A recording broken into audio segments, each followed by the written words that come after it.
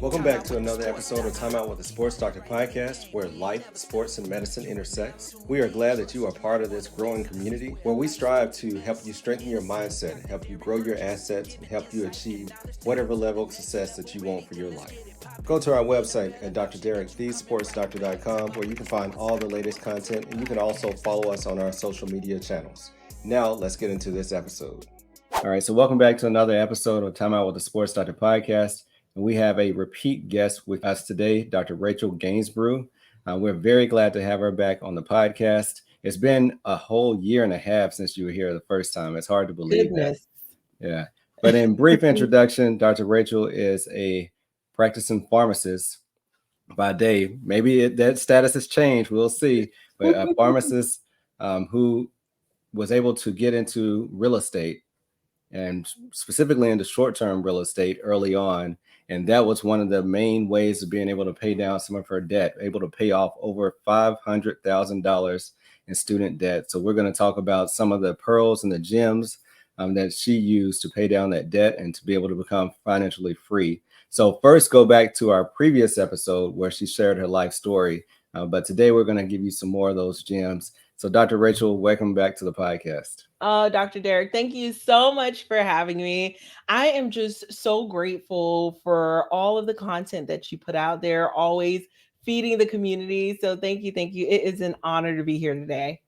Absolutely. And last time you were here, you introduced me to Amanda Hahn and Mac McFarland, who have now been on this podcast twice. And we also do a lot of work with them personally. So thank you for that introduction. Good.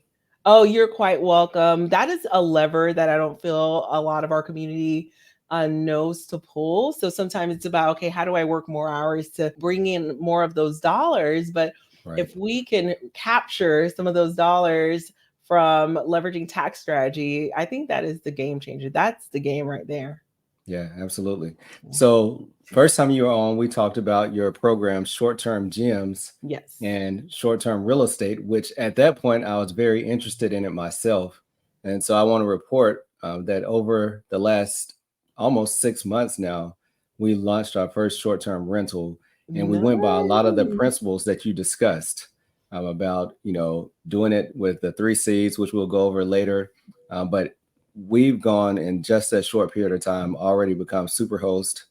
And people always comment about the design of the place, the comfort of the place, the little details that you discuss of how to separate your property from others. We kind of followed that roadmap and surprising ourselves how it's performing. Oh, I love that. That totally warms my heart. I'm so excited that you're able to launch. And do you see a correlation between patient care and guest care? I feel like some of us in the healthcare world, we're seeing that you think it's going to be burdensome initially, but you actually care. You want to know, oh, I wonder how they're doing. I wonder if they're having a good time. Are you guys seeing that as well? I'm glad you brought that up, because people, when they said, are you sure you want to host yourself? Number one, they don't know it's us hosting, but are you sure you want to host yourself? And we're like, okay, I take call, my phone constantly rings anyway. So what's a few messages from a renter? I mean, what I found is that we're very proactive with the conversation. You, as soon as you book, you get your information. The day you're coming, you get information. The next day, I give you a good morning. I hope that your stay is going well. If you have any problems, reach out to us. And then, at the end, I hope you enjoyed your stay. If you can give us feedback by any way. So if anything's going on, we want to hear about it in real time. And that's like, it's just like patient care. You don't want to roll into the hospital after being on call all night and then you're getting bombarded with something. Give me a heads up first, right? Give me a heads up. Yes. So, I mean, that patient care tie-in definitely does come with customer service. And if you use that when you're treating your renters, I think they'll appreciate it.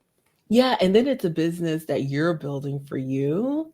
You're getting to build your own dream. Like, how valuable is that, right? So yes, we do work for a hospital. We used to. We'll get there soon. But there's something about building something for you, building something for your legacy that just yeah.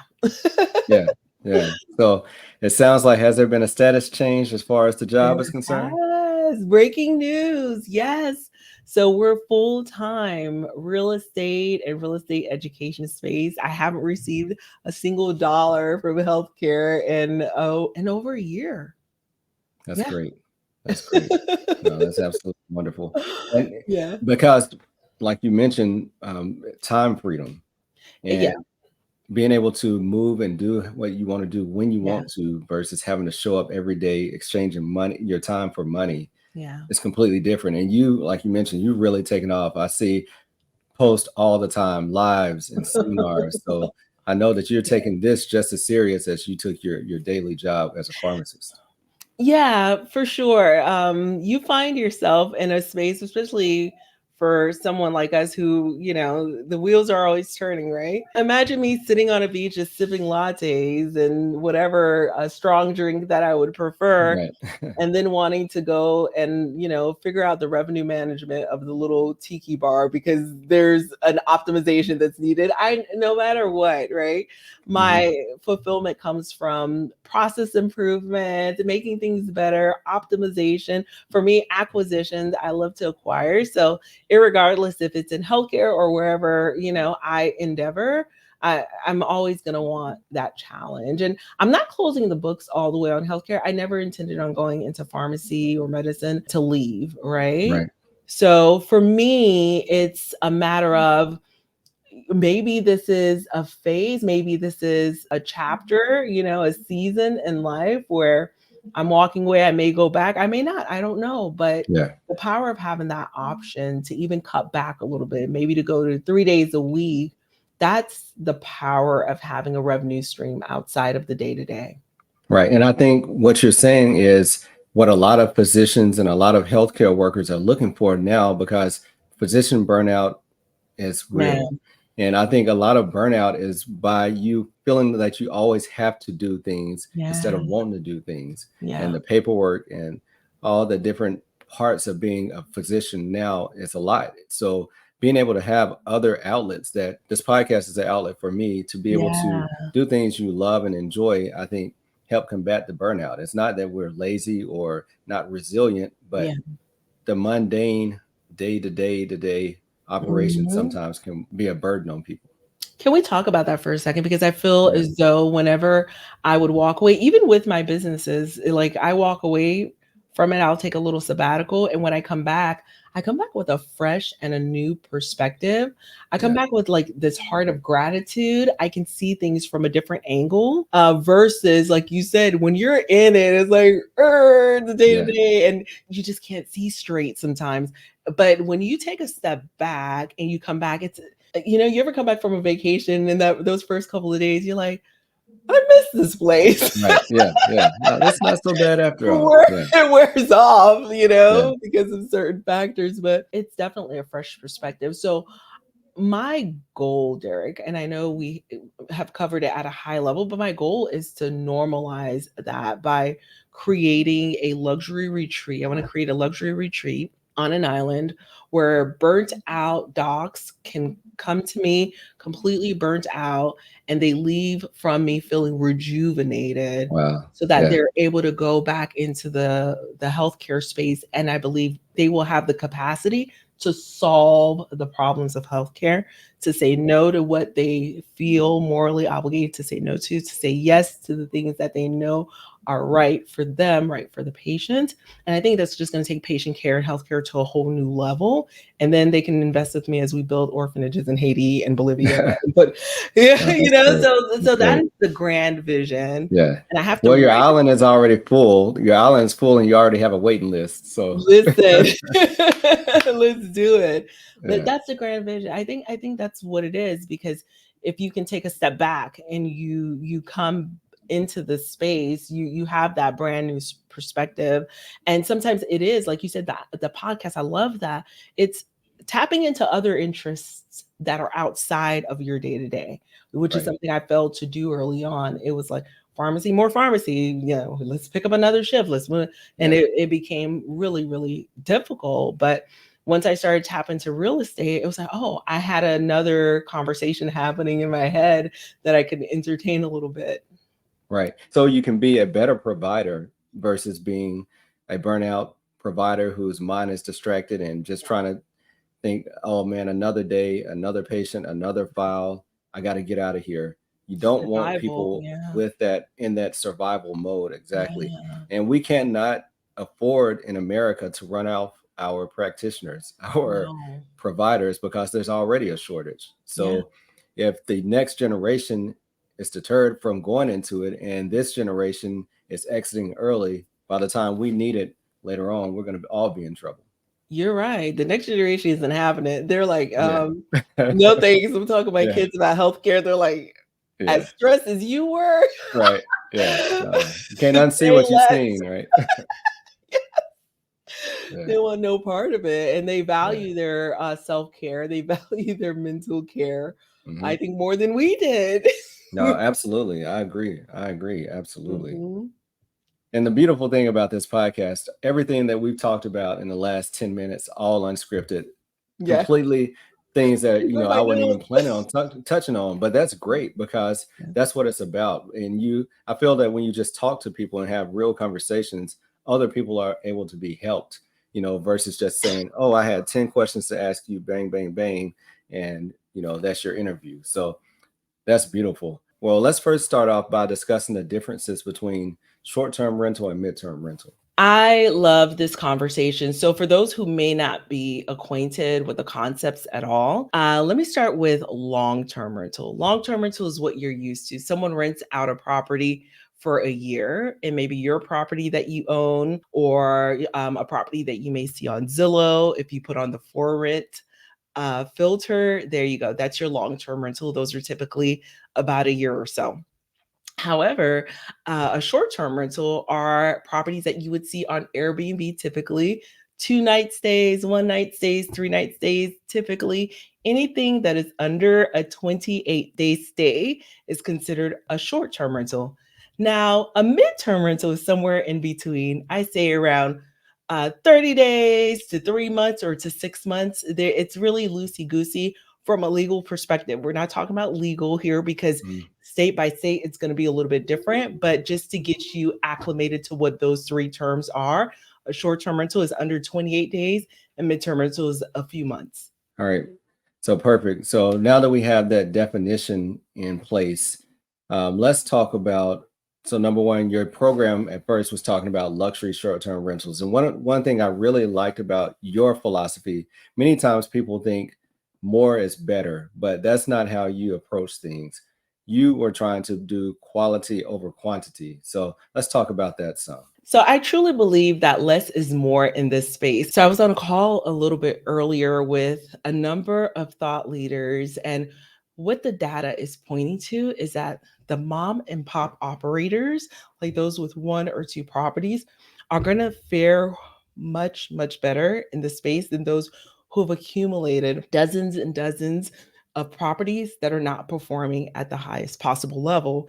When you're I would say when your attention is divided in that sense and you're just picking properties, I would say with abandon, without really Mhm. evaluating the value proposition that you could bring to that particular marketplace, the product is going to suffer, the customer care is going to suffer. And those members that are inside of my community, they were just sharing with me today how, there was a power outage and they were able to reach out to the family ahead of time and give them a $100 gift card to go and get dinner as they're working on restoring the power. Our members are responding to every single guest review. They're timely. The listing description is just chock full of what are the things this market has to offer? What are the things that my hosting service has to offer? Every single photo has photo captions that share experiential opportunities within the space. Most of these larger companies, most of these property managers that have dozens and dozens of properties, they're not taking the time to really give it the property the love that Mhm. it deserves and the love that you'll get back in return once you take that time. So that's one of the things that they were really excited about because with all of the photos, something as small, Dr. Derrick, is letting people know you don't want to just say bathroom, Mhm. bedroom, second bedroom. Each photo capture is an experience. Lounge on the queen on the king size memory foam bed made by such and such company, and express the king that you're, the queen that you are, and enjoy the TV with streaming services. And so you get to tell a story and get that guest to feel like, oh, this is the place that I need to book. This is the experience that I want to have, because you've indoctrinated them into having that experience. It's a small thing. And I kid you not, we use a ton of Chat GPT to help us out. So don't think that I'm Right. me and Shakespeare, we're sitting, but it makes the difference and it gets those bookings. As healthcare providers, we spend a large portion of our lives focused on our training as well as taking care of other individuals. But I'm calling a timeout because life can change in an instant. We know it's difficult to fathom that a sudden illness, injury, or death could put you and your family in a devastating financial situation. But that's where Dr. Stephanie Pearson and her unique team of advisors at Pearson Ravitz come into play. They focus on empowering physicians like yourself to protect your most valuable asset, your income, and life's most important people, your family. So go to PearsonRavitz.com to make sure that you are protected today. Yeah, so I want to touch on a couple of things you said. And the main thing is education right now is very key, not only to how you list and promote your property, but which properties to buy. Because with the rates, interest rates being high, many people will try to sell properties at the price that they want to sell them at. But if you don't know how to look at the numbers and evaluate the property, you can buy a property and be losing money on it from day one. So Yeah.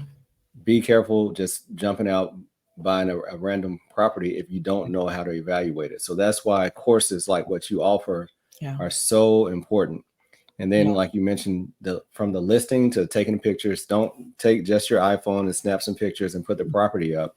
Professional pictures mean a lot. And it's amazing. Sometimes you see pictures and you're like, hold on, well, I guess they just showed a corner of the room, but that's what that corner looked like. So you have to be really careful when you're going to someone's house, but having professional pictures where things really pop. And like you mentioned, telling a story about the room and showing all the different assets, having the things that you want to have when you go vacation. I remember you talked about that last time. You design your homes like your family's going to visit there. And other people will appreciate that.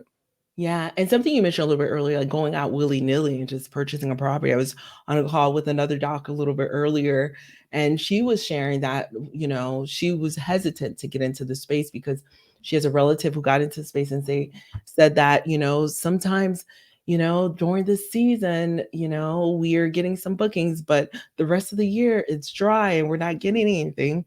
And when I asked her about the market and she told me the market, I said, there are 37,000 listings in that market. Wow. Yep. She was like, what? And I was like, there are 37,000 listings in that market. So the competition is steep. I love markets where there's 120 or more, 1,000 or more, that's fine. But 37,000, it's going to be tough. And she says, we never knew that. She never knew that going into that. And that information, it's just 2-3 clicks. You can find that information out. All right. So this is a good segue to go to the website, www.shorttermgems.com. She has on the website the top 75 cities, locations for short-term rentals. That's information that you need to know, because some of the places that are going to pop in your mind first, like what you might be talking about, is Orlando. There's properties everywhere. So I wasn't going to throw her under the bus all the way. But, it doesn't matter. You can have a great property, but there's 5 great properties right down the street. So whatever the rate is, with the bowling alley inside and laser tag built in, it's like, oh my goodness. Yeah, Disney themed rooms, and so you have to really be on your toes if you're going to compete in a market like that. So 100%, 100%. Do your research. All right. So I know last time you were building a beach house. A 5-bedroom beach house. Tell us about that. My goodness.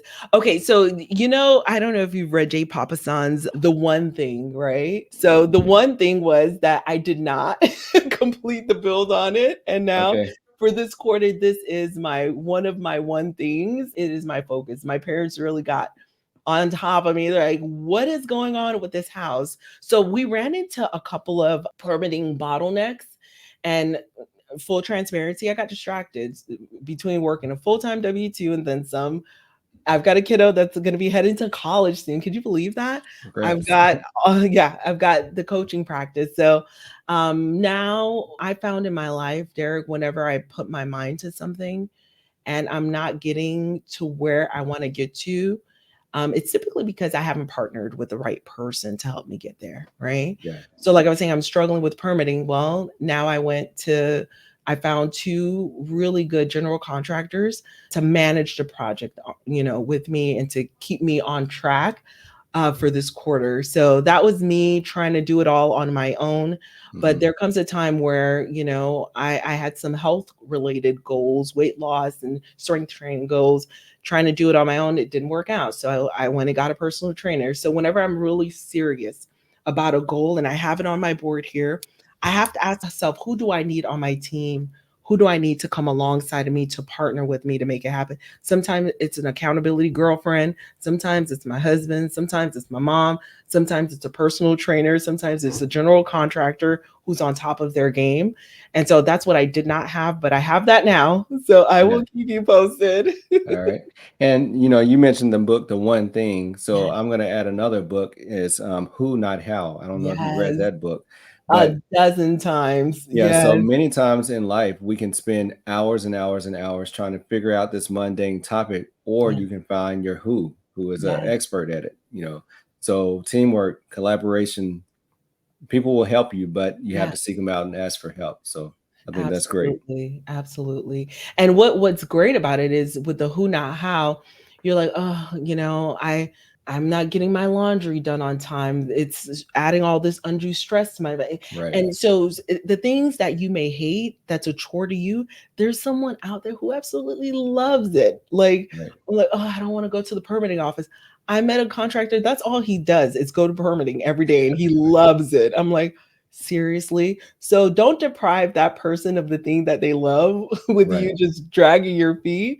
And I think in the book, he says that procrastination is wisdom, right? He Mm-hmm. said, if you're Mm-hmm. procrastinating on something over and over again, it means you weren't meant to do it. You're supposed to outsource that, find someone else Right. to do it on your behalf. So, yeah, thank you for the reminder. Yeah. Seriously.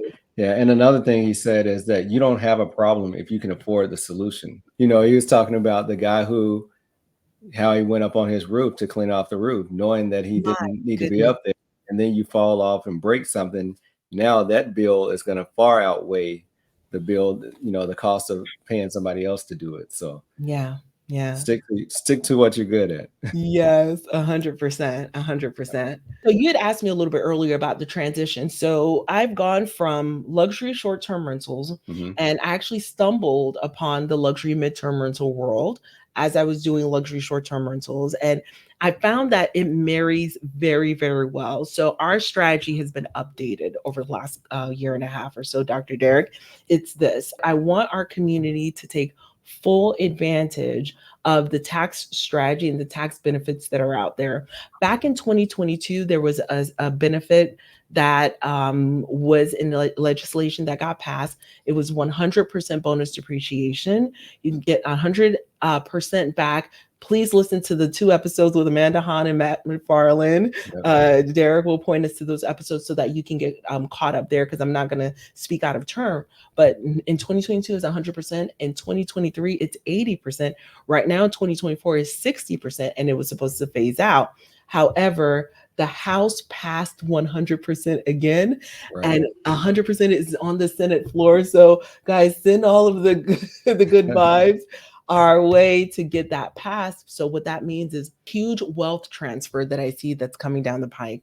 And so, once we get that locked and loaded, you're able to use that capital to reinvest and to buy more property. But once you've taken advantage of that 100% bonus depreciation, you're locked and loaded. I highly recommend, in the markets where midterm rentals are definitely prevalent, is to convert that property to a midterm rental, because at that point, you've already gotten the ROI for your initial investment, and now it's time to get the ROE, your return on enjoyment, your return on effort from the midterm rental. So our midterm rentals that we leverage are for families who are displaced from their homes due to water damage, fire damage. So those types of midterm rentals, because we have larger homes.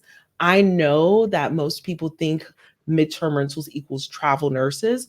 My sister's a travel nurse, so no dig on travel nurses, but they're looking for a place that is more economical. But our larger homes, it just isn't a good fit. So we buy larger homes in good neighborhoods with good schools, and we leverage that methodology, and we're paid month after month after month by the insurance company, and we're paid our short-term rental rates also, which is For 30 amazing. days. Yeah, well, the shortest I've had is 4 months. The longest is Wow. 13 months. Right. At the short-term rental rate. Yes, sir. Yeah, you do that calculation. And one thing I'll say about short-term rentals, people think vacation, but there are a lot of people who are traveling for work and that Yeah. are traveling with teams of workers who would Mhm. much rather stay in your short-term rental for 5 to 7 days versus getting 2 to 3 hotel rooms. And that's something that we really were not expecting, that we've seen a lot of. So it Same doesn't here. always have to be on a beach or in this high profile place. You can do well in small towns as well. Yeah, yeah. So you're talking about construction crew that we've seen come in. Right now, there's a big political cycle happening. So there's political campaign staff. If you live near a state capital, there's political staff that need a place to stay for 6 weeks, 12 weeks. There are different industries for us in Georgia. We have it's called the Hollywood of the South. So the Hmm. film industry is another midterm rental. So the cast and crew, as they're filming a show, it may take months. They stay in our spaces. If you're near a university, there's higher education professors that are coming to teach a specific lecture for a semester. They're staying locum tenens. There are a variety of midterm rental. I call them midterm rental avatars out there. So it's really important to know, well, what is it that your market has to offer? I know in Tempe, Arizona, we have a property there where it's MLB or minor league baseball or major league baseball. Oh, I don't know. the summer league. The summer Oh league. So yeah. if you live somewhere near there, they need a place to stay, Hmm. and they want to cook their own meals. They have specific diets they want to follow. So a hotel is not going to be conducive for them. They have their own schedule. So they want to stay in a rental. They don't want to stay in a hotel the whole time. Good points. Good points. Yeah. Well, thank you. On Time Out with the Sports Doctor, this is your final timeout. So we had to battle through a lot of adversity to get this done. Number one, to just get this recorded, period. But thank you for showing up, and thank you for helping me with this information. So what I wanted you to leave everyone with is something that you talked about last time, which is the 3 C's. Mhm. That's top-notch information. So let's leave everybody with the 3 C's of luxury rental. Awesome. So a lot of people think that luxury short-term rentals are million-dollar properties that have to break the bank. And I want to encourage you, at to date, we haven't spent more than $462,000 on our investments. And we know that the prices have gone up. So we're going to be spending more. So it doesn't have to be millions and millions of dollars. So what constitute a luxury stay? I call it my 3 C's. C number one is communication. That guest communication is key. And even from looking at your listing, you're already communicating and conveying what that guest is going to experience in your space. C number two, convenient.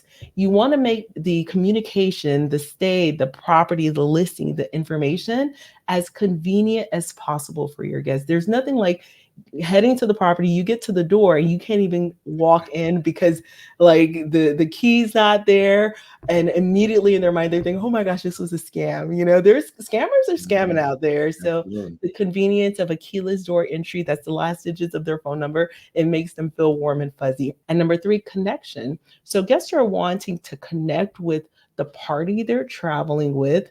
If they're in a area that's foreign to them, they want to connect with the local area. What can you place in the home and the design that makes them feel like they're connecting with the local area?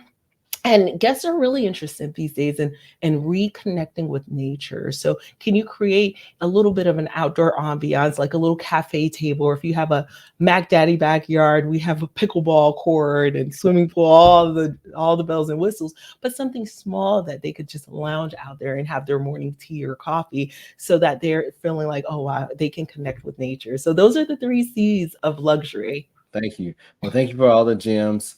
For more information on Dr. Rachel, go to her website. We'll include all of that in the show notes. We'll include the links from her previous episode as well as from Keystone CPA's Amanda Hunt and Matt McFarland. So you'll have a lot of homework to do after this episode.